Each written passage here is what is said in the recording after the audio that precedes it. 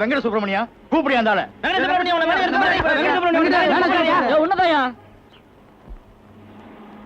கூப்பிட்டீங்களா சார்? ஆமா, வீர பதக்கம் வாங்கி வச்சிருக்கேன். உனக்கு குத்தி விட போறேன். Stupid fellow. எப்பயா வேலைக்கு சேர்ந்த? நேத்து காலையில சார். 24 மணி நேரம் ஆகல, அதுக்குள்ள உன் புத்திய காமிச்சியா? நான் எந்த தப்புமே பண்ணலையே சார். என்னையா பண்ணல? என்னையா அது? இது என்ன? நாங்களே ஒரு மெனு கார்டு வச்சிருந்தா அந்த மெனு கார்டுக்குள்ள ஒரு மனு கார்டா? அடடா, போட்டோல உணர்ச்சியை அள்ளி கொட்டி இருக்காயா. என் தாயின் மறு உருவங்களே.